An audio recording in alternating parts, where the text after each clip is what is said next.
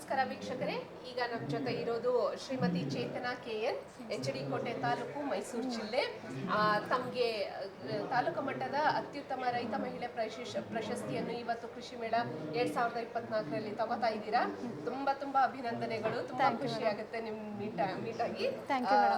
Madam, ಈಗ ಈ ಕೃಷಿಯಲ್ಲಿ ತೊಡಗಿದ್ದೀರಾ ತಾವು? ಹೌದು. ಎಷ್ಟು ವರ್ಷದಿಂದ ತೊಡಗಿದ್ದೀರಾ? ನನಗೆ ಚಿಕ್ಕದ್ರಿಂದನೂ ವ್ಯವಸಾಯ ಮಾಡ್ತೀನಿ. ಚಿಕ್ಕದಿಂದ ಮಾಡ್ತಾ ಇದ್ದೀರಾ? ತಂದೆ ತಾಯಿ ಜೊತೆನೆ ಮಾಡ್ತಾ ಇದ್ದೀನಿ.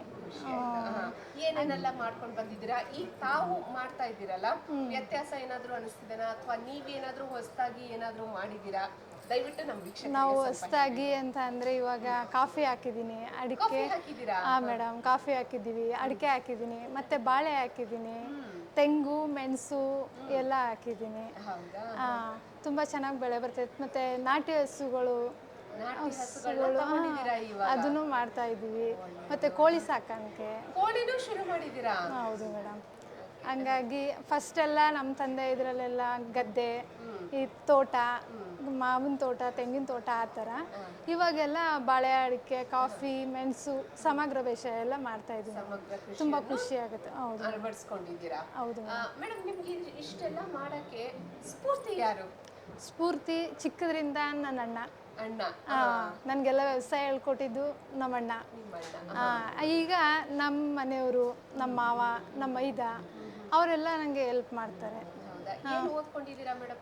ನಾವು ಸೆಕೆಂಡ್ PU ಮಾಡಿದ್ದೀನಿ. ಅಣ್ಣ ತೀರೋಗ್ಬಿಟ್ಟ, ಹಂಗಾಗಿ ನಿಲ್ಲಿಸ್ದೆ ನಾನು ಓದೋದನ್ನು. ಅವದೆಲ್ಲ ಜವಾಬ್ದಾರಿ ನನಗೆ ಬಂತು, ಅದೆಲ್ಲ ನಾನೇ ನೋಡಬೇಕಾಗಿತ್ತು. ಹಂಗೆ ಕಂಟಿನ್ಯೂ ಆಗ್ತು. ಅದು ಜವಾಬ್ದಾರಿ ಬಂದ ತಕ್ಷಣ ಏನೆಲ್ಲ ಮಾಡ್ಬೋದು ಅನ್ನೋದು ನೀವೇ ಒಂದು ಸ್ಫೂರ್ತಿ ನಮಗೆ. ಹೌದು, ನನಗೆ ತುಂಬ ಇಷ್ಟ ವ್ಯವಸಾಯ ಅಂದರೆ. ನಾನಿಲ್ಲಿ ಮೈಸೂರಲ್ಲಿ ನಮ್ಮ ಮನೆಯವರು ಒಂದು ವರ್ಕ್ ಮಾಡ್ತಾರೆ ಕಂಪ್ನಿಲಿ. ಇಲ್ಲೇ ಮೈಸೂರಲ್ಲಿ ಬಂದಿದ್ವಿ. ನನಗೆ ಅಡ್ಜಸ್ಟ್ ಆಗಲಿಲ್ಲ.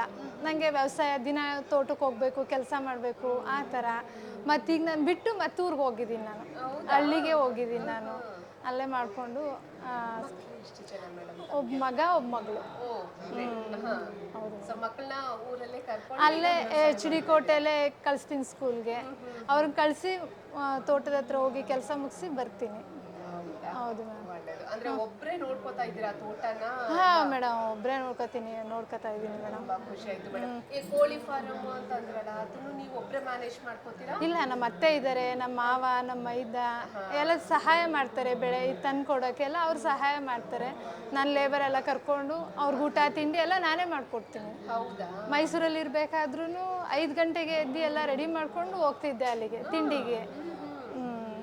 ಹಂಗಂದ್ರೆ ತುಂಬ ವ್ಯವಸಾಯ ಅಂದರೆ ತುಂಬ ಇಷ್ಟ ಮೇಡಮ್ ನನಗೆ. ಅಪ್ಪ ಅಮ್ಮ ಇಲ್ಲ, ಆ ನೋವನ್ನ ನಾನು ಮರೆಯೋಕ್ಕೆ ಈ ವ್ಯವಸಾಯದಲ್ಲಿ ನನ್ನ ತಂದೆ ತಾಯಿ ಇದೆ ಅಂತ ತಿಳ್ಕೊಂಡ್ಬಿಟ್ಟಿದ್ದೀನಿ. ಅವರು ಅಪ್ಪ ಅಮ್ಮ ಥರ ನೋಡ್ಕೋತಾರೆ. ಫುಲ್ ಫ್ಯಾಮಿಲಿ ಎಲ್ಲ ಇನ್ವಾಲ್ವ್ ಆಗಿ ನೀವು ಕೃಷಿನ ಇಷ್ಟು ಚೆನ್ನಾಗಿ ಮಾಡ್ಕೊಂಡು ಬಂದಿದ್ದೀರಾ ನೋಡಿ. ಅವಾರ್ಡ್ ನೀವು ಬೆಳೆದಿದ್ದೀರಾ.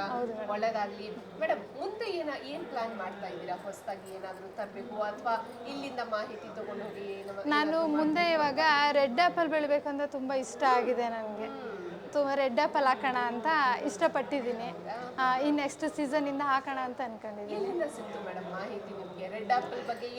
ಈ ಯೂಟ್ಯೂಬಲ್ಲೂ ನೋಡ್ತಾ ಇರ್ತೀನಿ. ಮತ್ತು ನಮ್ಮ ಮನೆಯವರು ನಾಗನಹಳ್ಳಿ ಇದೆಯಲ್ಲ, ಅಲ್ಲಿಗೆ ಹೋಗ್ತಾರೆ. ಅವರು ಅಲ್ಲಿಗೂ ಹೋಗ್ತಾರೆ.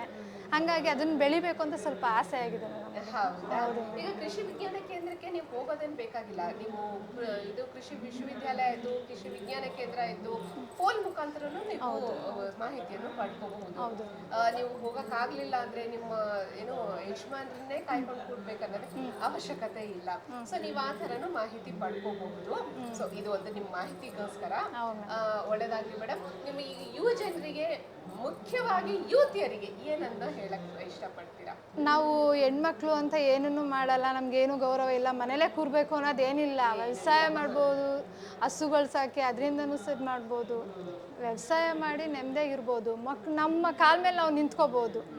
ಅವ್ರು ನಮ್ಮ ಗಂಡಸರು ಎಷ್ಟೇ ದುಡಿದ್ರೂ ನಮ್ಮ ಸಂಪಾದನೆಯಲ್ಲಿ ನಾವಿರ್ಬೋದು.